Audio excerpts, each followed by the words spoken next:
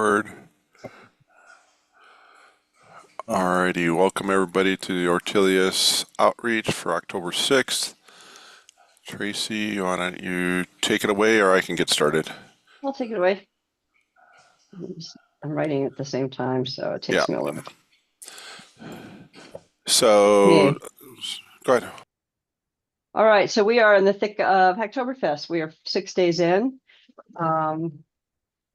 Let's see. Last week, just to go over what we talked about, Jean published her MCP blog. I hope that everybody could share it, get some views on it. Steve talked about what the board discussed and trying to make adoption easier. And on the architecture call on Thursday, we're going to have a broader discussion about that, so we won't cover it today. I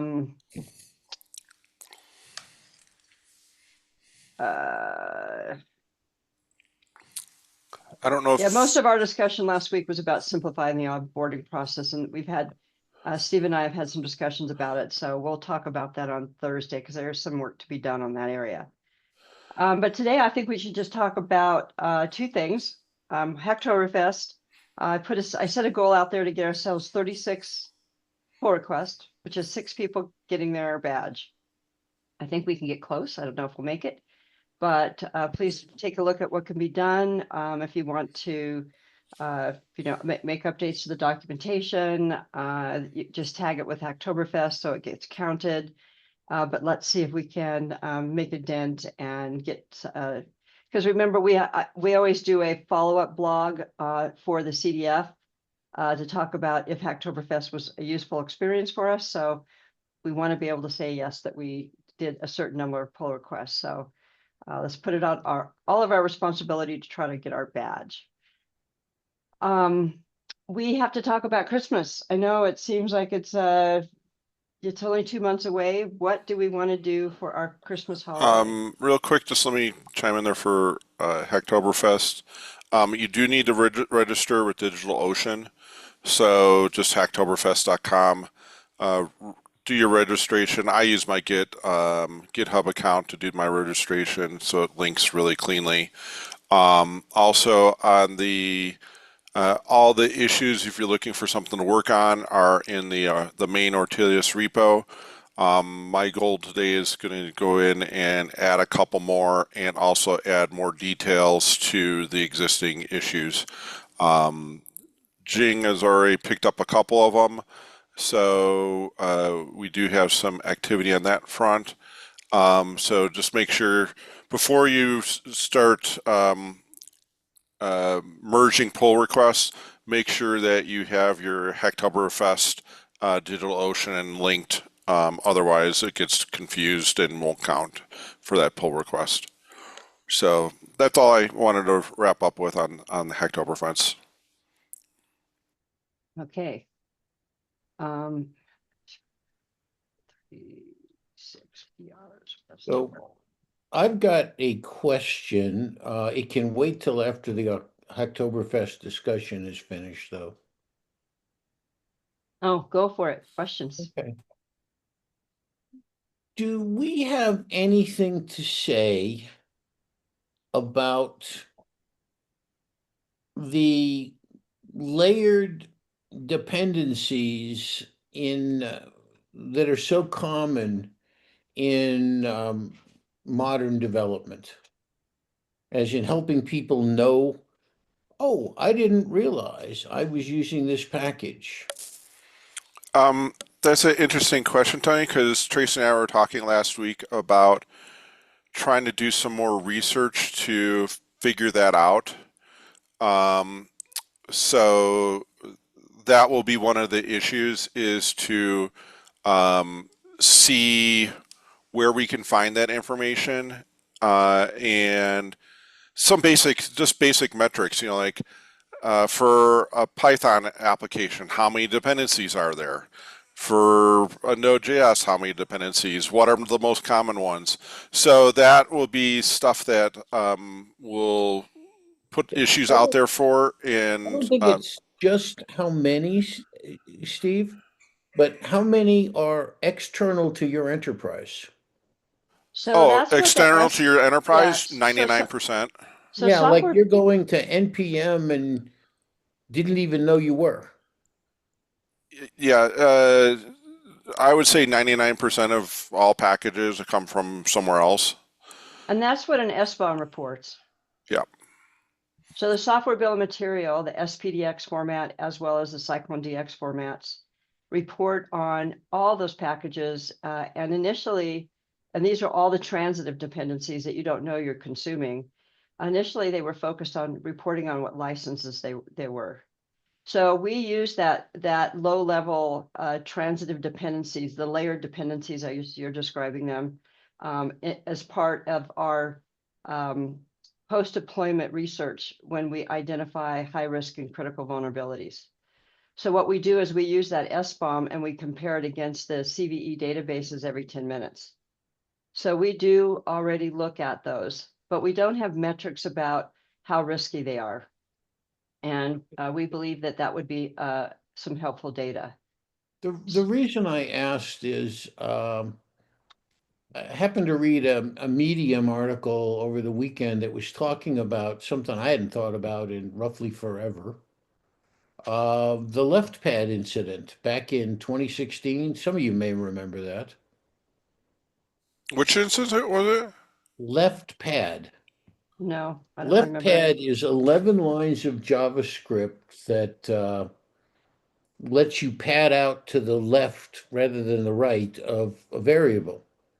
And it turns out it's used by zillions of things. And the incident was the guy who was the developer um, basically got mad at NPM, the organization, which is basically now part of GitHub and consequently part of Microsoft. Um, and he pulled it. And for a couple hours, organizations were having their apps fail all over the place until finally NPM actually arbitrarily put it back, which is a very unusual thing for them to do when it was somebody else's contribution. But it got me thinking about the fact that we have so many cases where, Brian remembers, but I think it was related to just, when you pull in a string and in any event, you can look it up quite easily, and it happened back in 2016. But people didn't realize that they were dependent on something many, even the developers, had never heard of. And suddenly code started falling over like crazy. So it occurs to me something useful we could do is not only tell people, yep, there's Brian just posted a pointer to it, uh, that they're using this stuff, but maybe saying, oh, by the way, did you understand these libraries you depend on aren't even in your enterprise? And mission critical software being dependent on code that's completely out of your control is a pretty bad thing. But as you said, Steve, 99% of people do it.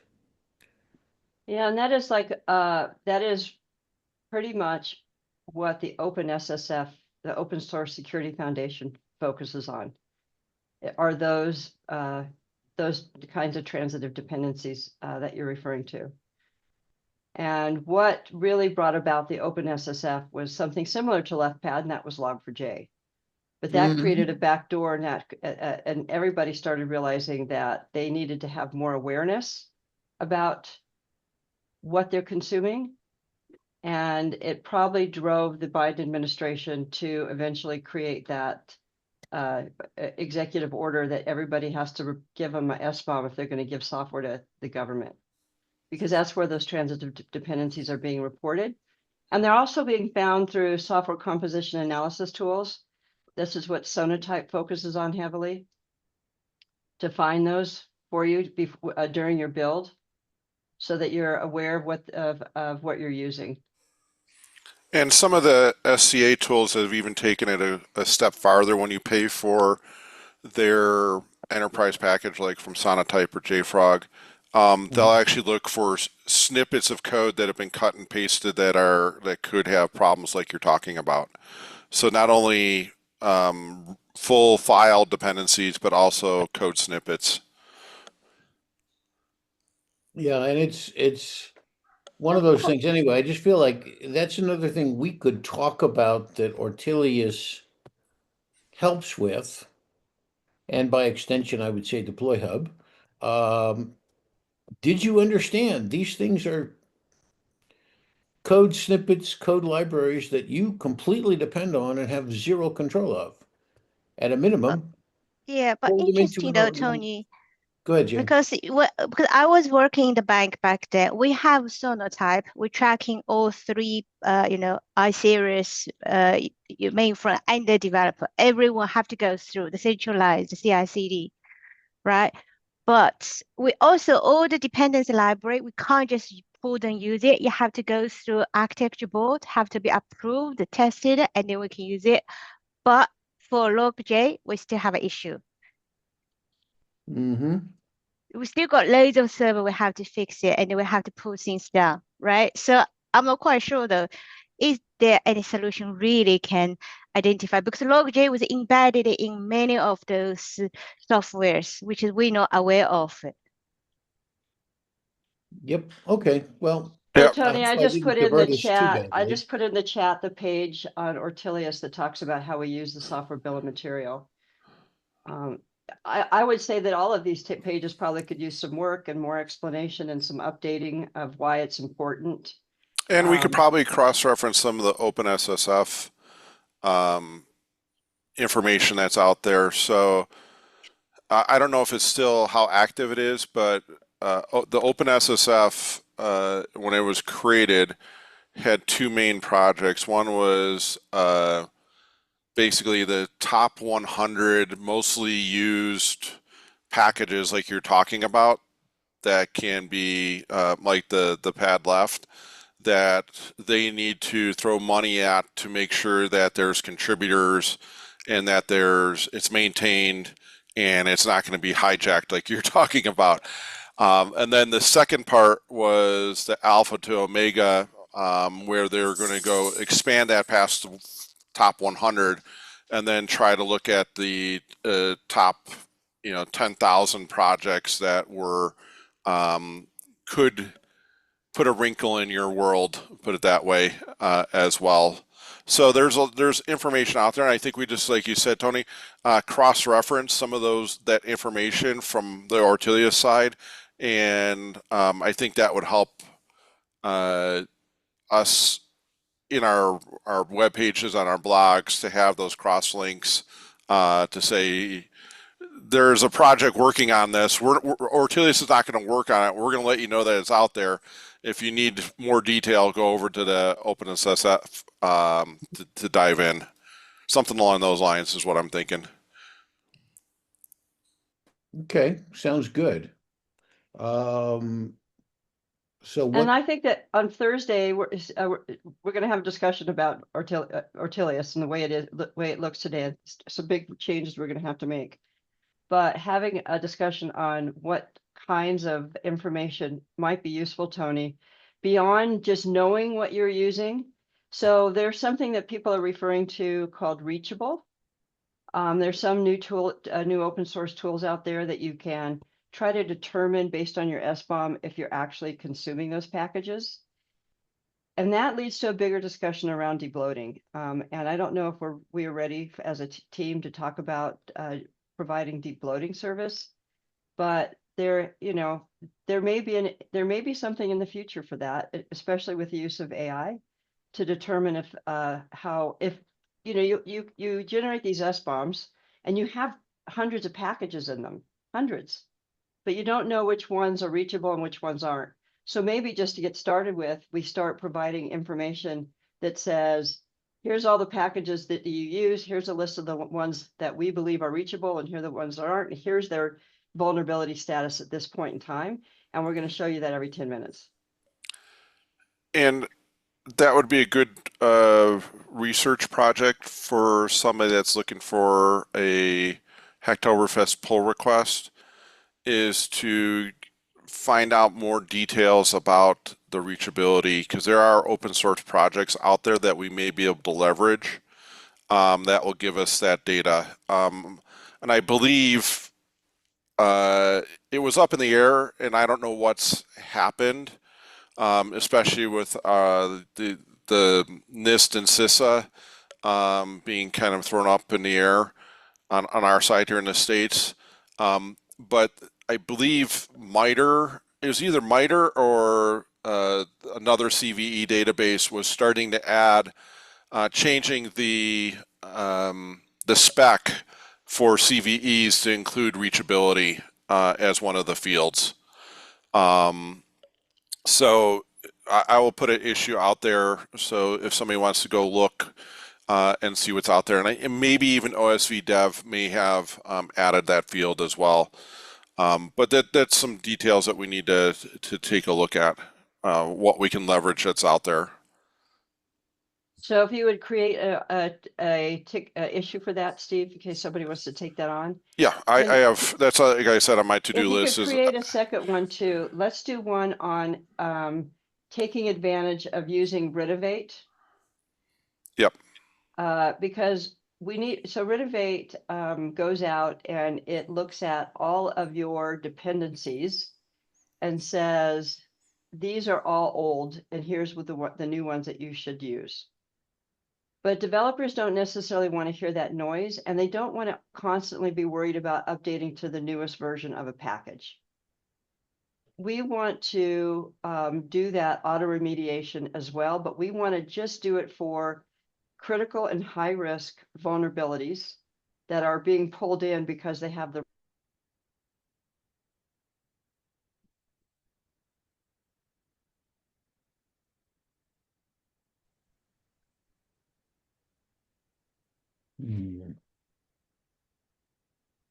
Tracy, I think we've lost your audio.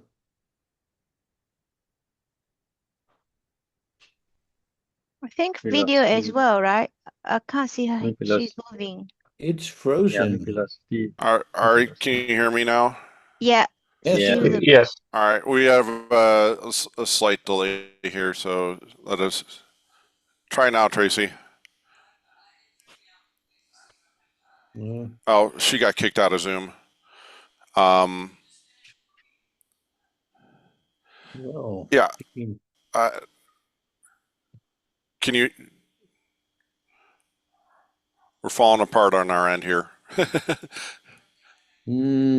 I don't think tell I you, do it's what either. happens when you get older, Steve. Yeah. Sasha's probably at least 2 weeks away from it happening to him. Yeah, we'll put some issues out there, and so keep an eye out on that front. I don't know how much, if we're going to be able to come back here from our internet outage. Sorry, I was missed a bit. Steve, you mentioned at when I joined, do we need to put the Hacktoberfest link into the pull request or? You put a Hacktoberfest label. Label, okay. All right, that's fine.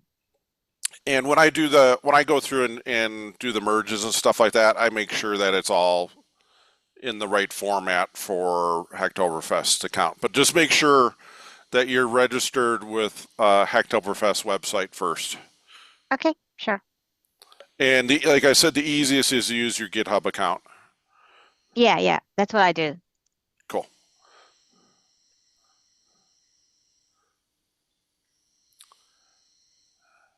Does anybody have anything else since we're limping along on our side here? No, I'm good. We're good.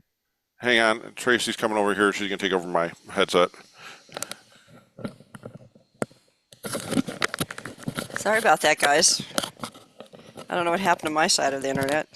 I'm only a room away. So for Christmas, What I'm thinking that we do is we ask, find a guest speaker. Last year we had, oh my God, I can't remember his name right now. But anyways, we had a guest speaker on AI. What I'm thinking is we ask for a guest speaker. Maybe I can reach out to the OpenSSF to see if somebody from the OpenSSF would be willing to be a guest speaker for us, and we'll do it live. And so we won't have to record. We won't. We can certainly reach out for recordings, like maybe 15-minute lightning talks, maybe 4 of them at the most, and a guest speaker, and then we'll do our regular award stuff. So if that works, I'll start a Christmas 2025 Google Doc and share it with you all, so you can make some comments. Okay. And I apologize for our inability to. I don't know what happened. Steve's working and I'm not, so I'm going to pass it back to Steve. Alrighty. Anybody else have anything? Steve, I'm not sure. I was thinking of doing that badges thing you mentioned. Can I go to the issue and assign to myself, or? Yeah, you can always, yeah, on any of those issues, just go ahead and assign it to yourself. Everybody should have access to do that. And that's what will happen is if you see something that you're interested in, even remotely, just assign it to yourself, and I'll get a notification, and I'll make sure that there's more details in all of the issue that you pick. So you're not. I just put like quick summaries in there to get it out ready to go, so we have something to link to on the blog pages and stuff. So I do, and that's, like I said, on my to-do list today is to get in there and get some more details. But please go ahead and assign stuff to yourself, so that way 2 people don't end up on the same issue. Sure. Thanks. And if you see something that you want to work on that I just didn't think of or I didn't put out there, just go ahead and create the issue yourself. You don't have to wait for me to do it. If you have something that you think is important or you'd like to work on, just go ahead and create the issue, sign it to yourself, and we'll go from there. Sure. Okay. Everybody have a good week. All right. Thanks, everybody. Yeah, bye Yes, bye all. everyone. Have a great Bye. week. Bye. Bye. Bye. Bye. Bye everyone.